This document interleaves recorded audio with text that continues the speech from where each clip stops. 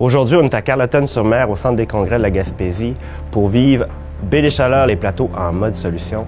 En 2014, la Gaspésie a eu la chance de vivre sa première expérience en mode solution et ça l'a inspiré les agents de développement qui se trouvent dans la Baie des Chaleurs à se dire on devrait tenter de vivre cette expérience-là, mais cette fois-ci avec des problématiques rurales, des problématiques des communautés, des organismes communautaires, des municipalités.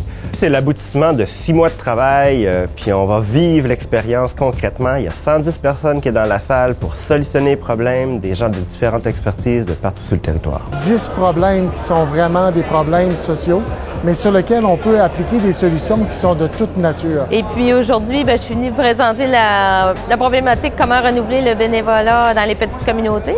De créer des liens avec des gens, de voir c'est quoi aussi les problématiques présentement dans la Baie des Chaleurs. D'apporter autre chose, des gens qui n'ont pas le nez collé sur la situation. Fait que c'est très ressourçant pour moi. De vivre l'expérience collaborative, puis de comprendre un problème puis de trouver des solutions ensemble. En fait, je travaille en France, en région Bretagne, et les problématiques sont vraiment similaires à la Gaspésie. Donc, une journée en mode solution, comme on vit aujourd'hui, se divise en différentes étapes. Premièrement, on décortique les problèmes. Ensuite, on identifie les nœuds, les endroits où ça fait mal précisément dans ces problèmes-là. Après ça, on est capable d'identifier des pistes de solutions. On en choisit une seule et on l'élabore vers un plan d'action concret. On s'est rendu compte finalement que le moyen d'intervention pour régler ce problème-là se situait pas nécessairement au niveau de l'altitude de la montagne, mais au niveau de la perception que les gens peuvent en avoir. On est en train de faire brasser toutes nos chaînes de pensée, notre façon de résoudre les problèmes. L'étape de prototypage nous ramène un peu en enfance.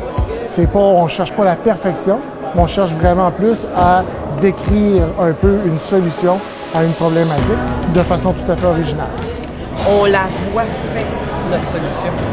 C'est déjà très bien. Parce qu'on a eu plein de pistes de solutions, mais celle qui était plus originale, dans le fond, qu'on voulait explorer davantage, c'est comment initier un système de récompense au niveau des bénévoles pour les encourager à s'engager à moyen et à long terme.